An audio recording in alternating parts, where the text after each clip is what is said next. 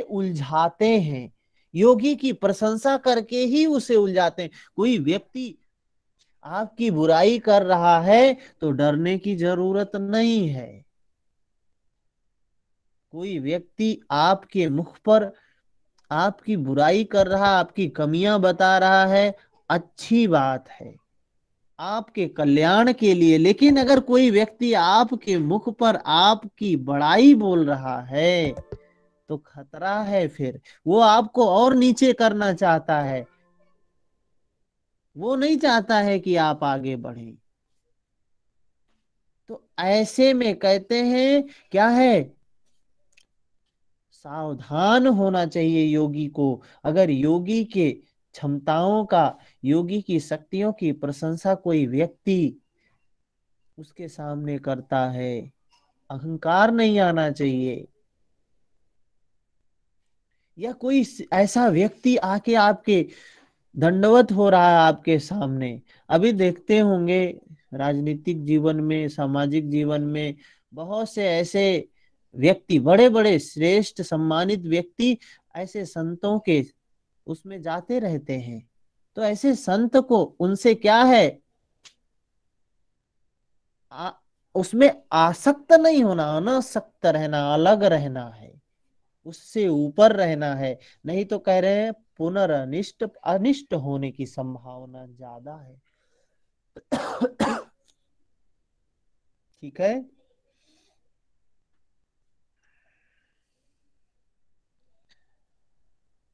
एक कहानी है महाराज मनु की। नाम क्या है, नाम मनु में कुछ नहीं रखा है। मनु का मतलब क्या है, मन को ही कह रहे हैं मनु। महाराज राजा है ये, मन ही हमारा राजा है। कह रहे हैं महाराज मनु जब भजन करने लगे, ध्यान करने लगे, तो जो देवादिदेव, देवों के देव हैं ब्रह्मा विष्णु शिव आदि, उनके पास आए और कहा वर मांगो, क्या चाहिए, किस लिए इतनी तपस्या कर रहे हो, क्या चाहिए मांगो। बहु भांति लोभाए, कुछ दे नहीं रहे थे, बल्कि काम क्रोध लोभ मोह मद, ये विकारों में क्या है, लोभ का ही संवर्धन कर रहे थे। अरे योग क्या है, तृष्णा का समाप्त होना योग है। और वो भगवान ब्रह्मा विष्णु शिव आके आपके सामने कह रहे हैं कि चाहिए क्या तुम्हें, परीक्षा ही तो ले रहे हैं। अगर हमने कह दिया कि मुक्ति चाहिए, मतलब अभी तृष्णा है, वही स्थिति है। ये क्या है, अभिनिवेश है, यही यही अभिनिवेश है। वही चीज ऐसी पतंजलि कह रहे हैं, स्वर सवाही विदुषो अपि तथा रूढ़ो अभिनिवेश। मूढ़ों में तो तृष्णा होती ही है, विवेकी पुरुषों में भी देखने को मिलती है। परंतु परम धैर्यशाली मनु, जिसका मन धैर्यवान हो गया है, समता में प्रतिष्ठित हो गया, जो स्थित प्रज्ञ हो गया है, वो विचलित नहीं होता है। तो ऐसी स्थिति में जो विचलित नहीं होता है उसको सर्वस्व प्राप्त हो जाता है। अब उसके जीवन में कुछ प्राप्त करने योग्य अप्राप्त रह ही नहीं जाता है। ठीक है। तो ऐसी इसमें स्थिति में हाँ, मुक्ति मांगना या मोक्ष मांगना, वो भी लालसा है। वो भी तृष्णा है, बिल्कुल है। कल की कहानी में क्या था, वो तृष्णा ही थी उसके शरीर उसमें, मुक्त होने की तृष्णा ही थी जो उसको मुक्त नहीं होने दे रही थी। जैसे ही तृष्णा समाप्त होती है और सच्चाई को स्वीकार करता है, तुरंत मुक्त हो जाता है। किसी भी चीज की चाह रखना ही तृष्णा है ना सर। हाँ, चाह है, तृष्णा है। ठीक है।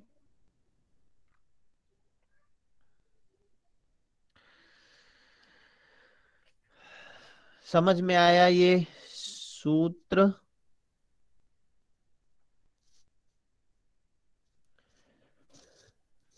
हरिओम सर जी। हाँ, हरिओम।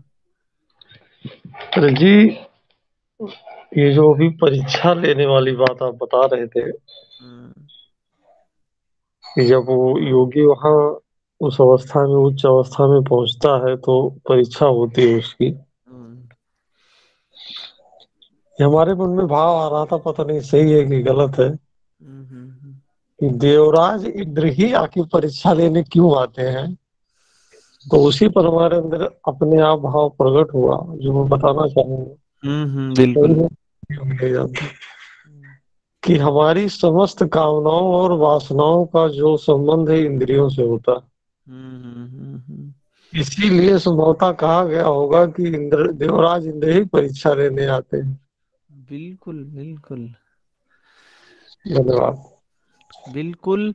जो ये देखें, हमको बाहर देवी देवता जो कुछ भी बाहर दिखाई देते हैं चित्र के रूप में, घटनाओं के, कहानियों के रूप में, उसका कहीं न कहीं सीधा तात्पर्य हमारे अंतःकरण के जो घटक हैं, चित्त है, मन है, इंद्रियां हैं, बुद्धि है, आत्म तत्व स्वा है, इससे ही संबंधित है। हम लोग समझते हैं बाहर बाहर बाहर, लेकिन अध्यात्म पूर्ण रूप से अंदर की बात है, बाहर से उसका कोई लेना देना ही नहीं है। कहते हैं देवराज इंद्र। इंद्र कौन है? राजा है। इंद्र कहते हैं राजा है। इंद्रियों पर जिस, इंद्रियों से संबंधित, इंद्र का मतलब क्या है? इंद्रियों से संबंधित है, शब्द ही है, देखें, इंद्रियों से संबंधित। इंद्र की बात जो आती है इंद्रियों से संबंधित है। राजा, राज है मतलब मन की बात कह रहे हैं, ये मन ही अपना है।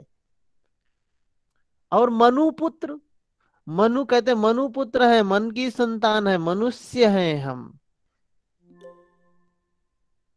तो यही, अगर ये इंद्रियां हमारे वश में हैं तो हम क्या हैं? राजा हैं, देवराज इंद्र हैं।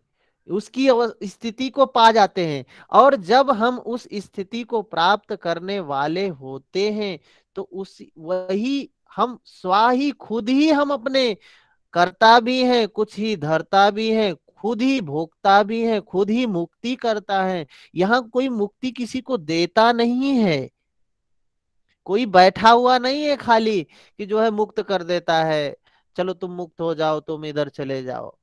अपना ही मन है। हम अपने मन से कहते हैं मन मोर चंगा तो कठौती में, ऐसे मन को लेके पता नहीं संतों ने अनेकों हजारों पंक्तियां बोली हैं। मन को ही सबसे बड़ा माना है। ये मन निर्मल हो गया तो मुक्त हो गई। मल है, इसमें विकार है, आसक्ति है, लोभ है, ईर्ष्या, द्वेष, काम, क्रोध, ये है तो हम बंधन में हैं, दुख में हैं। और ये मन ही हमारा परीक्षा लेता है। इंद्र ही कहते हैं ना, इंद्र भेजता है क्या करने के लिए? पथ भ्रष्ट करने के लिए। तो ये कहीं ना कहीं सारा खेल सिर्फ मन का है। बाहर जो हम पूजन करते हैं, भजन करते हैं, कीर्तन करते हैं, इससे क्या प्रभाव पड़ता है? हमारे मन में ही थोड़ा सा पॉजिटिव चीजें आती हैं, मन शांत होता है। मन के थोड़े से विकार, राग, द्वेष, ईर्ष्या, क्रोध, वासना, ये थोड़ी सी तिरोहित होती हैं जब हम ऐसे शुभ कार्यों में लगते हैं। ठीक है। जी सर, ठीक। स्थान्य उपनिमंत्रणे संग स्मयाकरण पुनरनिष्ट प्रसंगात। संभवतः ये सूत्र समझ में आया होगा। इतने बढ़िया से आपने समझाया कि मुझे तो बहुत आत्म शांति मिली, केवल सुनकर हमको ये समझ में आया। आज जो है इतने समय के बाद ये चीजें हमारे समझ में आई। सुना तो बहुत गया था, लेकिन आज वो चीज समझ में आई। बहुत बहुत धन्यवाद आप। आगे चलते हैं 52 नंबर सूत्र। क्षण तत्क्रमयोः संयमादि विवेकजं ज्ञानम्। क्षण तत्क्रमयोः संयमादि विवेकजं ज्ञानम। बहुत सुंदर सूत्र है। जब सूत्र समझ में आ जाता है तो अंदर में अपार खुशी मिलती है कि कितना सरल शब्द है, कितनी सरल बातें हैं, और हम किताबों में उलझे हुए होते हैं। भले हम किसी को समझा ना सके, भले ही हम एग्जाम में ना समझ लिख सके, लेकिन जब सूत्र समझ में आता है तो खुशी मिलती है कि कितनी अच्छी बात कह रहे हैं। संप्रदाय विहीनता की बात कर रहे हैं, किसी जाति की बात नहीं कर रहे हैं, किसी संप्रदाय की बात नहीं कर रहे हैं, शुद्ध धर्म की बात कर रहे हैं महर्षि पतंजलि। यहाँ क्या कह रहे हैं? क्षण तत्क्रम, अर्थात क्षण क्या होता है? ये जो एक एक क्षण बीता जा रहा है, टाइम प्रति क्षण ये जो परिवर्तन हो रहा है, ये जो नित्य परिवर्तन हो रहा है प्रकृति में, ये परिवर्तन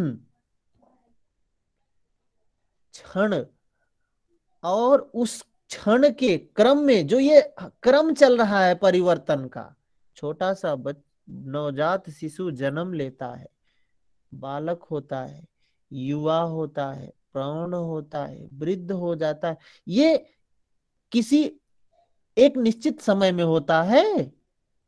ये तो हर क्षण होता है, नित्य होता है। ऐसा नहीं कि जाग रहा है तभी परिवर्तित हो रहा है, सो रहा है तभी परिवर्तित हो रहा है, या रात में परिवर्तित होता है, या जून में संडे के दिन परिवर्तित होता है। हर क्षण परिवर्तित होता है, हर क्षण परिवर्तित होता है। महर्षि कह रहे हैं क्षण और उसके परिवर्तन के क्रम में ये जो हर क्षण परिवर्तन हो रहा है, ये निरंतर संयम बना रहे। बात समझ रहे होंगे।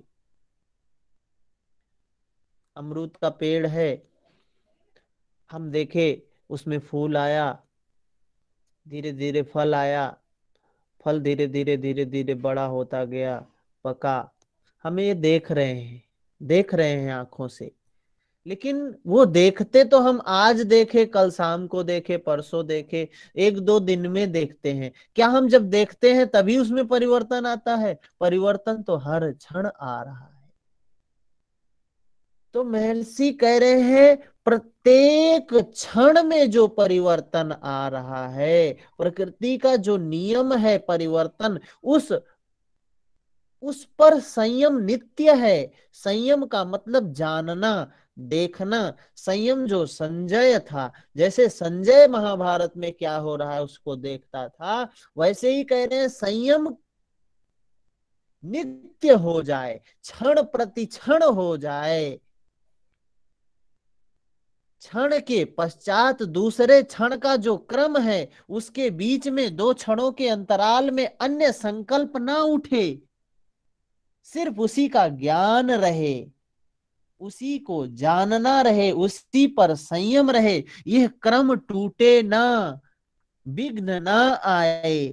जब क्षण और उसके क्रम में संयम सद जाता है, विवेकजम ज्ञानम, विवेक जनित ज्ञान प्राप्त हो जाता है। ये जो देवता हैं, अरे भगवान शिव स्वयं, हम लोग कहते हैं योगी आदि योगी हैं, भगवान बोलते हैं शिव जी हैं। यह भी स्वर्गिक भोगों के प्रलोभन और शक्तियों के अहम से बचने के लिए नित्य क्षण प्रति क्षण का संयम रखते हैं। इसमें इतर संकल्पों का प्रवेश नहीं होने देना चाहिए। ये भगवान शिव अब भगवान हो गए तो उनको ध्यान करने की क्या जरूरत पड़ी है? वो क्यों ध्यान कर रहे हैं? सोचने का विषय है। उनकी मूर्ति दिखाई देती है, ध्यानस्थ मुद्रा में दिखाई दे, उनको ध्यान करने की क्या जरूरत पड़ी है? ध्यान कर रहे हैं और किसका ध्यान कर रहे हैं? वो किसी ईश्वर का ध्यान नहीं कर रहे हैं कि उनसे ऊपर कोई एक ईश्वर बैठा हुआ है और उसकी प्रार्थना कर रहे हैं। हम लोग उनकी कर रहे हैं, वो उसकी कर रहे हैं, ऐसा कुछ नहीं है। वो क्या कर रहे हैं? वो संयम आदि विवेक जम ज्ञानम, वो क्षण प्रति क्षण का संयम कर रहे हैं। वो कर्म नहीं, तभी तो कहते हैं भगवान शिव की समाधि वर्षों की होती है। कई महीनों की समाधि लगाते हैं, कई वर्षों की समाधि लगाते हैं, मतलब निरंतर उस नित्य को जानते रहते हैं, उस परिवर्तन को जानते रहते हैं। इस विवेक ज्ञान से क्या प्राप्त होगा? भगवान शिव जिस ध्यान को करते हैं, उस ध्यान को अगर आप करोगे तो क्या प्राप्त होगा? अगला सूत्र बताता है। जाति लक्षण देशे रण्यतानुवच्छेदात्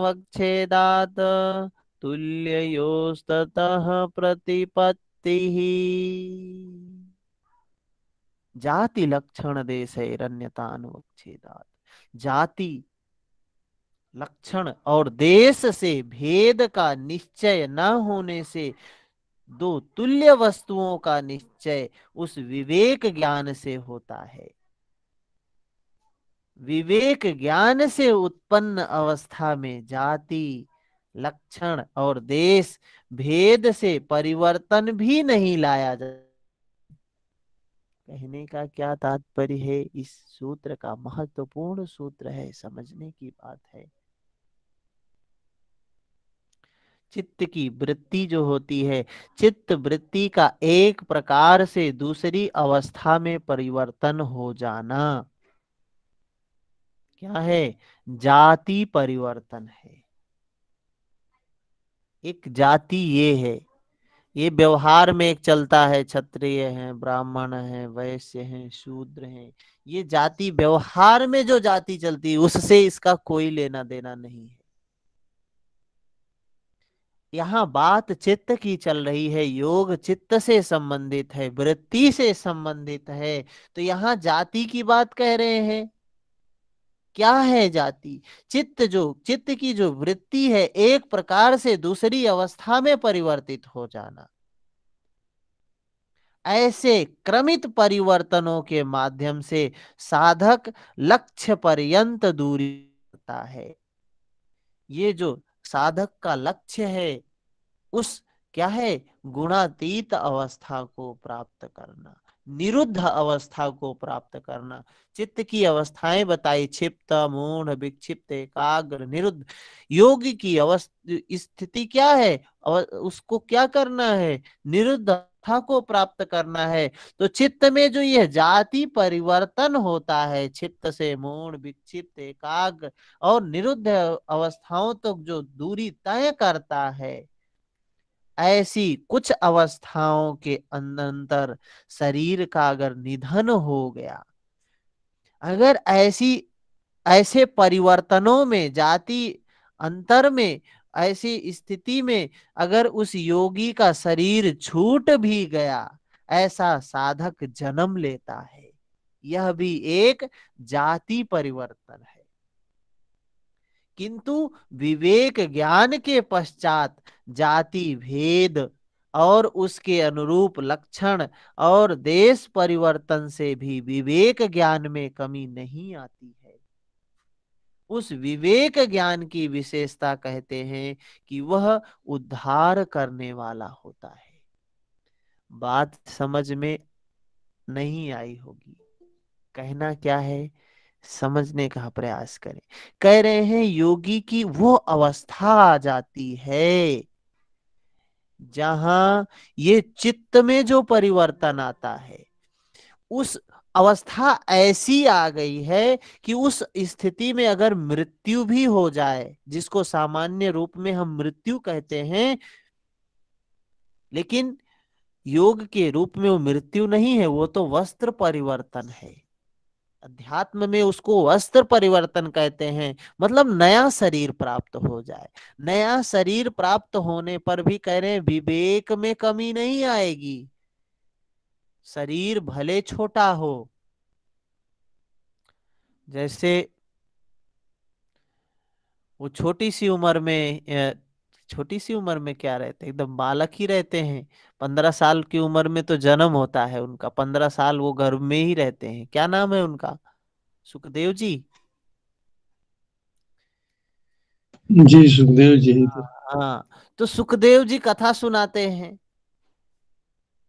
किसको सुनाते हैं? परीक्षित को। कितनी उम्र होती, उनके विवेक में कमी नहीं आती। ऐसे महापुरुषों के, ऐसे संत के, ऐसे योगी में कह रहे हैं जो ये परिवर्तन होता है वो क्या होता है, एक के सेम होता है। उसमें परिवर्तन में जाति लक्षण देश है। वो कहीं भी कभी भी कैसे भी जन्म हो, एक शरीर छूटा दूसरे शरीर को प्राप्त किया, उसमें उनके ज्ञान में कमी नहीं आती है।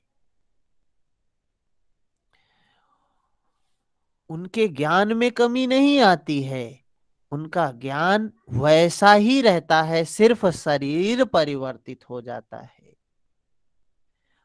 उस विवेक ज्ञान की विशेषता कहते हैं कि वो विवेक ज्ञान क्या होता है, अगर एक बार जागृत हो गया, एक वो अवस्था आ गई, तो सिर्फ क्या होगा, वो मुक्ति करने वाला होता है। 54 नंबर सूत्र में कहते हैं तारकम सर्व विषयम सर्वथा विषयम क्रमम चेति विवेकजम ज्ञानम। कह रहे हैं वो विवेकज ज्ञान संसार समुद्र से तारने वाला, सब कुछ जानने वाला, सब प्रकार से जानने वाला, तथा बिना किसी पूर्व परंपरा व सहयोग के जानने वाला होता है। इसके यहाँ पे यह बात बता रहे हैं कि सब तारकम तारने वाला, सर्व विषयम सर्व विषयम सभी विषयों से सब कुछ जानने वाला है, सब प्रकार से जानने वाला है। ये विवेक ज्ञान की बात बता रहे हैं। और अंतिम सूत्र बताते हैं, कैवल्य अवस्था के बारे में बताते हैं। जब सब कुछ जान गए, सब प्रकार से जान गए, विवेक जागृत हो गया, विवेक जागृत होने के बाद वो कैवल्य की अवस्था आती है। क्या कहते हैं कैवल्य के बारे में? सत्व पुरुषयोः शुद्धि साम्ये कैवल्यमिति। सत्व का मतलब क्या है? प्रकृति, बुद्धि, चित्त, जड़। जब ये सत्व क्या हो जाए, जब चित्त और पुरुष इन दोनों की समान रूप से शुद्धि हो जाती है, पुरुष भी शुद्ध हो गया, अर्थात चेतन भी शुद्ध हो गया, प्रकृति भी शुद्ध हो गई, बुद्धि भी शुद्ध हो गई, और वह चेतन तत्व भी शुद्ध हो गया।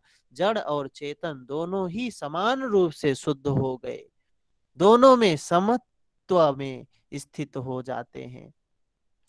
भगवान कृष्ण तो यही कहते हैं, समत्वम योग उच्यते, समता में दोनों स्थित हो गए, तब क्या है? कैवल्य है। यही कैवल्य है, समत्वम योग उच्यते। भगवान कृष्ण बिल्कुल साफ शब्दों में कहते हैं, दोनों का सम हो जाना योग है। ठीक है। 49 नंबर सूत्र में जो बताया था कि चित्त और पुरुष, बुद्धि और पुरुष में किंचित अंतर था, अंतर मात्र का ही भान था। 49 नंबर सूत्र में क्या बताया? सत्व पुरुषान्यथा ख्याति। और वहां पे बताया था कि पुरुष और प्रकृति में अंतर था, दोनों के अंतर का भान था, ज्ञान था। जब इन दोनों की ऐसी शुद्धि हो गई कि दोनों समान हो गए, दोनों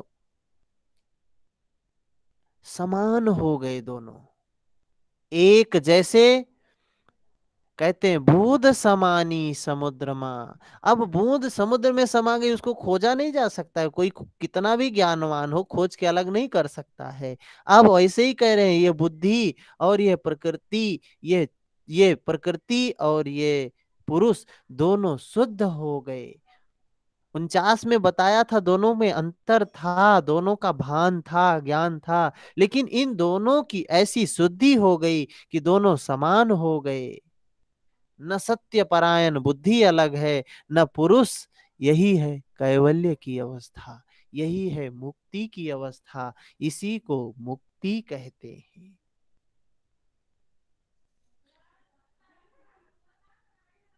ठीक है, इसी के बारे में, इस सूत्र को गीता में, आपके पास गीता है तो देख सकते हैं, वहां भी भगवान कृष्ण कुछ कह रहे हैं। एक मिनट, मैं भी गीता ले लूं।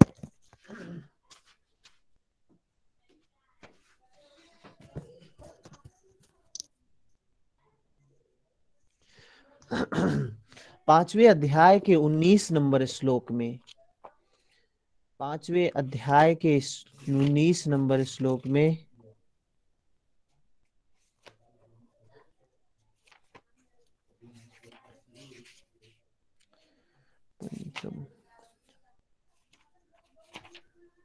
आपके पास गीता है तो देख सकते हैं क्या कह रहे हैं भगवान कृष्ण। इहैव तैर्जितः सर्गो येषां साम्ये स्थितं मनः निर्दोषं हि समं ब्रह्म तस्मात् ब्रह्माणि ते स्थिताः।